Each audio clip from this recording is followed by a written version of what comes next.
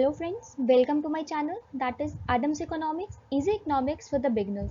This is Takshi Gupta and today we are going to start with measures of central tendency जिसका part 1 हम लोग discuss कर चुके हैं एंड आज हम इसका पार्ट 2 डिस्कस करेंगे। तो बेसिकली आज हम स्टार्ट करेंगे अर्थमेटिक मीन से। तो सबसे पहले इसकी डेफिनेशन देख लेते हैं कि अर्थमेटिक मीन होता क्या है। तो क्या हो जाता है कि अर्थमेटिक मीन जो है वो एक एवरेज है और ये सबसे सिंपलेस्ट तरीका है एवरेज को निकालने का, सबसे आसान तरीका है एवरेज को निकालने का। और इस सिंपलेस्ट तरीके को हम क्या कहते हैं, मेजर्स ऑफ सेंट्रल टेंडेंसी भी कहते हैं। अब मेजर्स ऑफ सेंट्रल टेंडेंसी का क्या मतलब होता है फ्रेंड्स, इसका मतलब होता है कि कोई भी ऐसी वैल्यू जो कि आपको क्या बताएगी, आपको जो भी आपके पास कंप्लीट सेट ऑफ आपके पास इंफॉर्मेशन है, कंप्लीट सेट ऑफ डाटा है, उस पूरे डेटा सेट की रिप्रेजेंटेटिव जब एक वैल्यू होती है उसको कहते हैं measures of central tendency. Means कि एक ऐसी सेंट्रल वैल्यू जो आपके पूरे डाटा को मेजर कर सकती है, तो that is called arithmetic mean. और सिंपल वर्ड्स में कहें तो इसको हम मीन भी कहते हैं। जब हम अर्थमेटिक मीन की बात करते हैं तो इसको हम मीन भी कहते हैं। अब देख लेते हैं कि इसका फॉर्मूला क्या है, किस तरह से हम इसको सॉल्व करेंगे फ्रेंड्स। तो फॉर्मूला यहाँ पे मीन जो है it has been denoted with X bar, इसको हम एक्स बार के साथ डिनोट करते हैं। एंड इसके जो वैल्यूज होती है दैट इज जो टोटल या सम ऑफ ऑब्जर्वेशंस आपके पास आता है, total values of the item और sum of the observations divided by number of items और ऑब्जर्वेशन, कि टोटल वैल्यू जो वैल्यूज है उनको सम करेंगे यहाँ पे एंड नीचे वाले पार्ट में डिनोमिनेटर में उनका नंबर लिखते हैं, टोटल नंबर ऑफ वैल्यूज कितनी है। तो इसको जब हम डिवाइड करते हैं तो जो वैल्यू हमारे पास आती है दैट इज कॉल्ड एवरेज, उसको हम फ्रेंड्स एवरेज कहते हैं। जैसे कि हमारे पास जो अर्थमेटिक मीन है वो दो तरह की होती है। सबसे पहली हमारे पास होती है सिंपल अर्थमेटिक मीन और दूसरी हमारे पास होती है वेटेड अर्थमेटिक। यह है सिंपल अर्थमेटिक मीन और दूसरी हमारे पास आ गई वेटेड अर्थमेटिक मीन। अब इन दोनों में डिफरेंस क्या है फ्रेंड्स, जो सिंपल अर्थमेटिक मीन है इसमें क्या होता है कि जो भी आइटम्स होती हैं या ऑब्जर्वेशंस होती हैं आपके पास सीरीज की, they are given equal importance. हर एक आइटम को, हर एक वैल्यू को जो है ना फ्रेंड्स इक्वल इंपॉर्टेंस दी जाती है। लेकिन वहीं जब हम वेटेड की बात करते हैं तो यहाँ पे डिफरेंट वेट्स दिए जाते हैं हर एक वैल्यू को, किस बिहाफ पे, on the basis of their relative importance, कि मतलब कौन सी चीज हमारे लिए ज्यादा इंपॉर्टेंट है उसके अकॉर्डिंगली हम उनको क्या करते हैं, वेट्स प्रोवाइड करते हैं। अब देखेंगे कि किस तरह से हम अर्थमेटिक मीन और you can simply call it as mean, इसको कैलकुलेट कैसे किया जाता है। तो इसके लिए हमें डाटा सेट को टू पार्ट्स में डिवाइड करना पड़ता है। Number one is the ungrouped data, जो फर्स्ट पार्ट है वो अनग्रुप्ड डाटा है और सेकंड पार्ट जो है मेरे पास वो है group data. Data can be ungrouped form, can be in grouped form, data दोनों में से किसी भी फॉर्म में हो सकता है, लेकिन उसको जो कैलकुलेट करने के मेथड्स हैं वो सेम है। अनग्रुप में भी यही मेथड्स यूज होंगे एंड ग्रुप में भी यही सेम मेथड्स यूज होंगे। इसमें सबसे पहला मेथड हमारे पास है direct method, then comes assumed mean method and then comes your step deviation method. तो ये तीन मेथड्स हैं जो आपको स्टडी करने हैं, जिनके थ्रू आपको अर्थमेटिक मीन को कैलकुलेट करना है। अब सबसे पहले बात करेंगे अनग्रुप डाटा की। So what is ungroup data? Ungroup data वो डाटा होता है जो डाटा हमारे पास सीरीज में नहीं होता है, ठीक है, या यूं कहें कि हमारे पास जो इंडिविजुअल वैल्यूज होती हैं उन इंडिविजुअल वैल्यूज को हम क्या कहते हैं, उसको हम कहते हैं अनग्रुप डाटा। लाइक ये मेरे पास एक वैल्यू है, देन दूसरी वैल्यू है, देन तीसरी वैल्यू है। यहाँ पे जो वैल्यूज है वो सिंगल वैल्यूज होंगी, वो ग्रुप्ड नहीं है। ये सभी की सभी वैल्यूज जो हैं they are not in the form of a group, ये ग्रुप में नहीं है। तो उस तरह की वैल्यूज को हम क्या कहते हैं, उनको हम कहते हैं ungroup data and it is also known as individual series, और इसको इंडिविजुअल सीरीज भी कहते हैं। अब इंडिविजुअल सीरीज को किसे कहते हैं, कॉन्टिन्यूस सीरीज किसको कहते हैं, या फ्रीक्वेंसी एरे किसको कहते हैं, ये ऑलरेडी मैंने अपने एक लेक्चर में, जो मैंने सीरीज के ऊपर लेक्चर बनाया था, उसमें मैंने ये सब पॉइंट्स जो है क्लियर किए हैं। तो अगर आपको इस चीज़ के बारे में नहीं पता है तो आप मेरा लास्ट वीडियो जो है इसके ऊपर, जो मैंने सीरीज के ऊपर वीडियो बनाया है, उसको देख सकते हैं। लिंक जो है वो मैं डिस्क्रिप्शन में दे दूँ। अब बात करते हैं हम डायरेक्ट मेथड की। तो डायरेक्ट मेथड में क्या होता है फ्रेंड्स, कि हम डायरेक्ट एक फॉर्मूला अप्लाई करते हैं। अगर हमें डायरेक्ट मेथड से कैलकुलेट करना है तो फॉर्मूला हमारे पास ये आ जाता है, that is total values of the observation, जितनी भी टोटल वैल्यूज है divided by number of observation. और इसको जो है हम डिनोट करते हैं, इसके फॉर्मूला को ये जो हमारे पास एक सिंबल बना है, इस सिंबल के साथ और x के साथ, एंड इस सिंबल को फ्रेंड्स क्या कहा जाता है, इस सिंबल को कहा जाता है सुमेशन। ये जो ये वाला सिंबल है, इस सिंबल की मैं बात कर रही हूँ, दिस इज कॉल्ड सुमेशन, और you can say sum of. जब हम आइटम्स का सम लेते हैं तो हम इस सिंबल को यूज करते हैं, and this symbol is called sum of all the x values. इसका मतलब क्या हो गया यहाँ पे, sum of all the x values की x की जितनी भी वैल्यूज हैं उनका सम लेना है, जिसको समेशन कहते हैं। This is x and this is x means all the values of x and means number of observations. अब एक एग्जाम्पल को कंसिडर करते हैं। सपोज कर लेते हैं कि हम क्या चेक कर रहे हैं, यहाँ पे हम देख रहे हैं कि जो हमारे पास 10 स्टूडेंट्स हैं, उन 10 स्टूडेंट्स की आपके पास पॉकेट अलाउंसेस जो है वो गिवन है पर डे की। ठीक है, 10 ऐसे स्टूडेंट्स हैं जिनको पर डे पॉकेट अलाउंस मिलता है, से ₹15, 20, 30, 22, 25, 18, 40, 50, 55 एंड 65।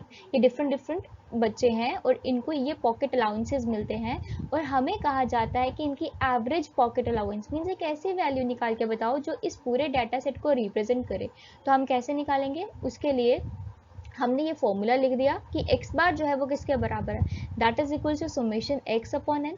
अब सुमेशन x का मतलब क्या है कि x की सभी वैल्यूज का सम करना है, तो x1 plus x2 plus x3 plus x4। x1 क्या है, x1 is 15, x2 is 20, x3 is 30, x4 is 22। तो इस तरह से वैल्यूज आएंगी, सो ऑन टू मीन जो बीच की वैल्यू लाइक 18, 40, 50, 55, तो ये सब वैल्यूज भी यहाँ पे आ जाएंगी। And then x10 means the last value that is the 65। तो 65 तक की सभी वैल्यूज को हमें क्या करना है, सम अप करना है, एंड देन उसको डिवाइड कर देना है नंबर ऑफ वैल्यूज के साथ। ये नंबर ऑफ वैल्यूज कितनी है, 1, 2, 3, 4, 5, 6, 7, 8, 9 एंड 10। तो क्योंकि 10 स्टूडेंट्स है तो हमने इसको क्या किया, 10 के साथ डिवाइड कर दिया। तो 340 अपॉन 10 इज इक्वल्स टू 34। तो मेरा आंसर क्या आ जाएगा फ्रेंड्स, दिस बिकम्स 34। क्लियर है याद है? ये था आपका फर्स्ट मेथड। अब बात करते हैं सेकंड मेथड की, जिसको हम कहते हैं अज्यूम्ड मीन मेथड। तो अज्यूम्ड मीन का फॉर्मूला जो है फ्रेंड्स वो होता है x bar is equals to assumed mean plus summation d upon n। अब अगर आप ध्यान से देखें तो आपके पास जो ये वाली वैल्यू है, ये तो मोर और लेस आपके पास सिमिलर वैल्यू, ये वाली वैल्यू को अगर हम देखते हैं तो ये वही है जो पहले वैल्यू थी। फर्क सिर्फ कितना है कि यहाँ पे उधर क्या था, पीछे जो डायरेक्ट मेथड है उसमें यहाँ पे हमने x यूज किया था, लेकिन यहाँ पे अब हम d यूज कर रहे हैं और यहाँ पे हमने n ही लिया है और यहाँ पे समेशन का साइन ही है। अब यहाँ पे d भी है और यहाँ पे a भी है, तो ये दो चीजें यहाँ पे जो है न्यू है इस फॉर्मूला में।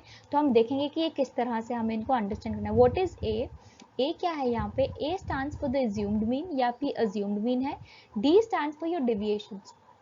d किसके लिए यूज हुआ है फ्रेंड्स, डिविएशंस के। डिविएशंस का मतलब है कैपिटल X माइनस, यहाँ पे आपके पास क्या आ गया, a आ गया। ठीक है, तो अब capital X means all the x values में से जब आप अज्यूम्ड मीन को माइनस करेंगे तो डेविएशन आपके पास आ जाएगी। यहाँ पे आपके पास यूजुअली डायरेक्ट मेथड में x था, अब x में से a को माइनस कर दिया है, इसीलिए यहाँ पे a को ऐड किया। d बनाने के लिए हमने क्या किया, x में से a को माइनस कर दिया, इसीलिए यहाँ पे हमें एक a को ऐड करना पड़ा। ठीक है, सुमेशन d का मतलब है सम ऑफ ऑब्जर्वेशंस एंड ये आ गया नंबर ऑफ आइटम्स। तो इसको अंडरस्टैंड करने के लिए एक एग्जांपल मैंने यहाँ पे कोट किया है, like you have number of students, आपके पास 10 स्टूडेंट्स है, जो पिछली एग्जांपल थी डायरेक्ट के लिए वही एग्जांपल है यहाँ पे, and these are the pocket allowances. और ये क्या है, ये पॉकेट अलाउंसेस है उन 10 स्टूडेंट्स की। तो बस यहाँ पे एक और यहाँ पे इन्होंने सेट जो है ऐड ऑन कर दिया है, एक और कॉलम आप कर कहेंगे कि ऐड कर दिया, that is by the name of number of students के नाम से। अब देखते हैं इसको कैलकुलेट कैसे करना है। तो इस तरह से देखिए, नंबर ऑफ स्टूडेंट्स ये आपके पास सीधे सीरियल नंबर है, दीज आर द वैल्यूज, ये आपकी एक्स वैल्यूज हैं जो आपको गिवन थी क्वेश्चन में। इसमें से आपने क्या किया है, डी को कैलकुलेट किया। अब डी को कैसे कैलकुलेट किया है, x माइनस ए से, और आपने अज्यूम्ड मीन किसको लिया है यहाँ पे फ्रेंड्स, आपकी अज्यूम्ड मीन जो है यहाँ पे दैट इज 40, वो 40 है। अब यहाँ पे ध्यान से देखने वाली बात ये है कि जरूरी नहीं है कि आपको अज्यूम्ड मीन 40 ही लेना है, और एज सच अज्यूम्ड मीन को क्वालिफाई करने के लिए कोई भी क्राइटेरिया नहीं है। तो आप यहाँ पे आपके पास जितनी भी x वैल्यूज हैं, इन सब वैल्यूज में से कोई भी वैल्यू जो है उसको आप अज्यूम्ड मीन कंसीडर कर सकते हैं। जरूरी नहीं है कि आप 40 को ही यहाँ पे अज्यूम्ड मीन करें तो I must suggest you guys कि आप इसको कोई और वैल्यू को एज एज्यूम्ड मीन निकाल के इसको सॉल्व कीजिए एंड देन देखिए कि क्या आपके पास जो आपका आंसर है वो तब भी सेम आता है या नहीं आता है। एंड अगर नहीं आता है देन प्लीज डू कमेंट में, मुझे कमेंट करके बताइए कि कहाँ पे आपने किस तरह से, एंड कमेंट में मुझे पिक्चर भेजिए इसकी आपने जो भी आपने सॉल्व किया है, सो दैट कि I would be able to recognise कि आप कहाँ मिस्टेक कर रहे हैं। ठीक है फ्रेंड, तो अज्यूम मीन के लिए कोई भी रूल नहीं है, आप किसी भी वैल्यू को अज्यूम मीन यहाँ से ले सकते हैं। बस एक चीज के ऊपर खास ध्यान रखना है कि हमेशा x माइनस ए आएगा, a माइनस एक्स नहीं होना चाहिए, क्योंकि अगर आप a माइनस एक्स कर देते हैं गलती से भी तो आपकी वैल्यूज जो है वो गलत आ जाएंगी फ्रेंड्स।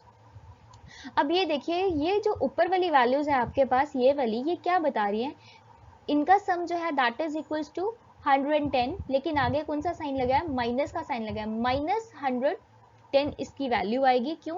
क्योंकि ये सारी वैल्यूज जो है इनके आगे क्या यूज हुआ है, इनके आगे हमने माइनस का साइन यूज किया है। ठीक है, ये 40 में से 40 माइनस होंगे तो 0 बन जाएगा। एंड सिमिलरली आपके पास जो लोअर सेट आपके पास आएगा that is equals to what, वो किसके बराबर है, वो आपके पास फ्रेंड्स 50 के बराबर है, तो इसकी वैल्यू जो है दैट इज पॉजिटिव 50। अब समेशन ऑफ डी निकालना है, तो summation of d means sum of all these values. अब सम तो करना है, लेकिन जहाँ पे माइनस की टर्म है वो माइनस की रहेगी, जो प्लस की टर्म है वो प्लस की रहेगी।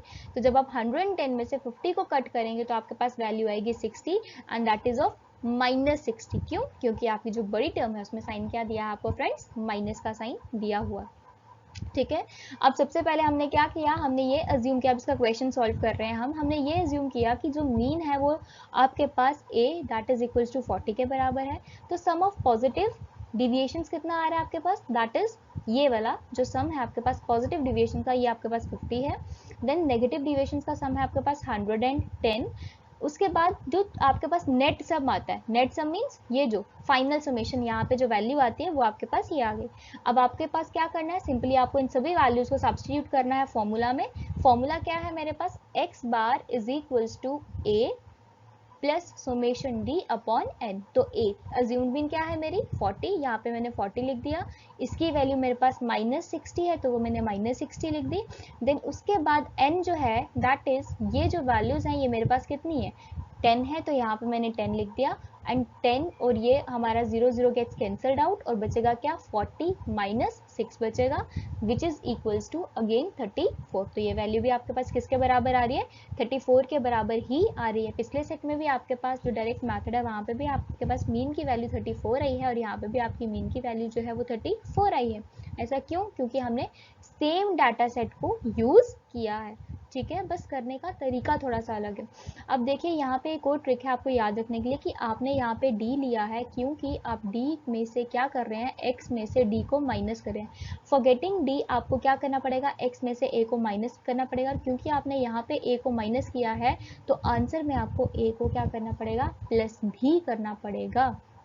तो यही ट्रिक है जो आपको याद रखने की। डायरेक्ट मेथड में simple summation x upon n आ जाता है और जब आप दूसरे मेथड की बात करते हैं अपने अज्यूम्ड मीन मेथड की तो वहाँ पे a plus summation d upon n आ जाता है।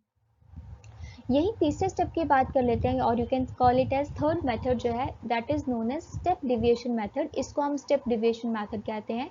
एंड इसके फॉर्मूला में क्या है, यहाँ पे d के बजाय अब d डैश हो गया है, a तो ऑलरेडी था हमारे पास, d डैश हो गया है और यहाँ पे h भी साथ में मल्टीप्लाई हो गया है।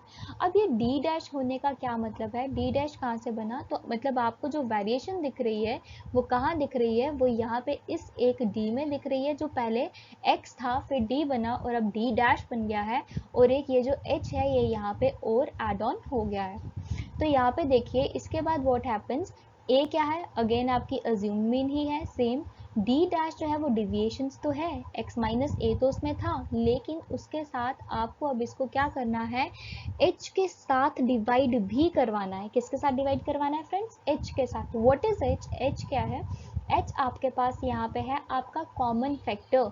जब आप x माइनस ए की वैल्यू लेंगे उसके बाद जो आपके पास टर्म्स एक न्यू कॉलम इमर्ज होगा, उस कॉलम में जो भी कॉमन फैक्टर होगा उस कॉमन फैक्टर के साथ you have to divide it, तब आपके पास ये वैल्यूज बन जाएंगी। एंड यहाँ पे summation means sum of deviations and n is again number of items.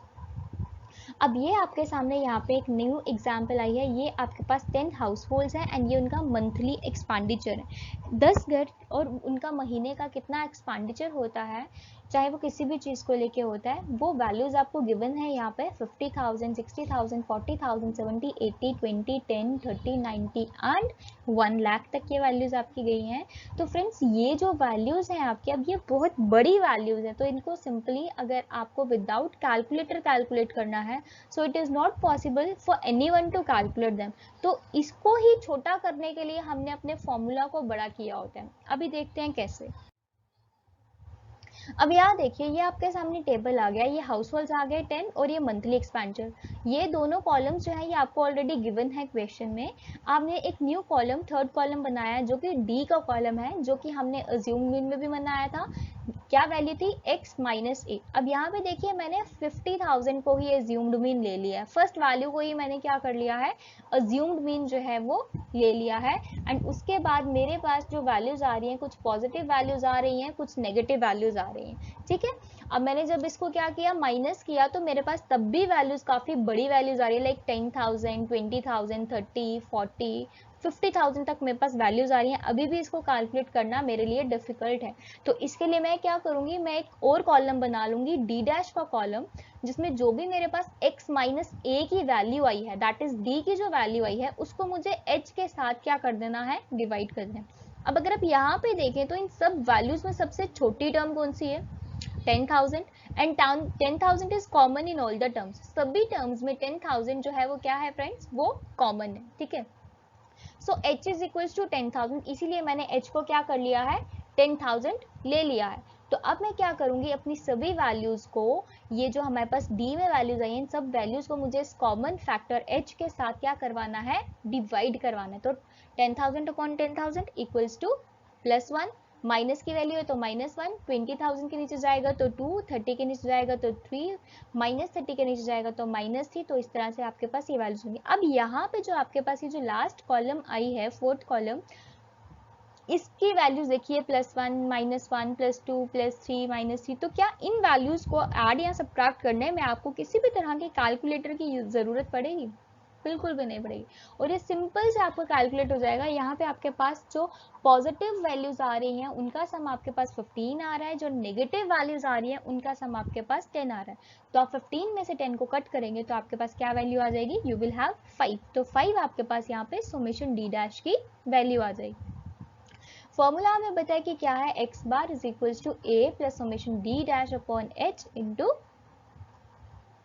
h। तो यहाँ पे ध्यान से देखिए फ्रेंड्स, क्या किया आपने, दो चीज़ों में एडिशन लाई है।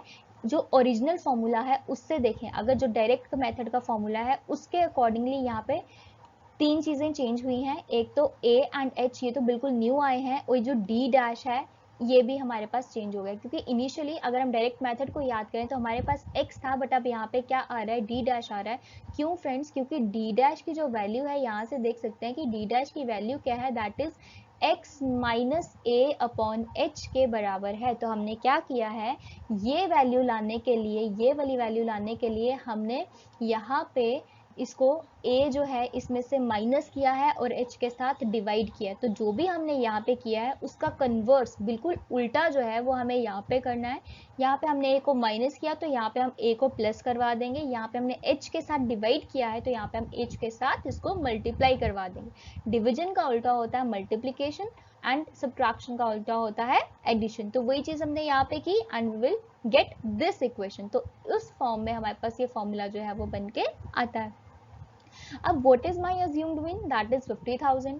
उसके बाद what is the value of summation d dash, वो 5 है, तो यहाँ से मैंने 5 ले लिया। नंबर ऑफ टर्म्स कितनी है मेरे पास फ्रेंड्स, that is 10, तो मैंने यहाँ पे 10 ले लिया। एंड इनटू h जो है that is equals to 10,000, वो है 10,000, तो मैंने यहाँ पे क्या ले लिया, 10,000 ले लिया, ठीक है। अब इसको कैलकुलेट करेंगे तो आपके पास क्या वैल्यू आएगी, सबसे पहले आपके पास यहाँ पे क्या होता है, इस स्टेप में ये वाला 0 एंड ये वाला 0 आपका कैंसिल आउट हो जाएगा। तो आपके पास क्या वैल्यू बच जाएगी, आपके पास बचेगा यहाँ पे 50,000 प्लस 5 इंटू 1000, तो ये वैल्यू आपके पास बचेगी।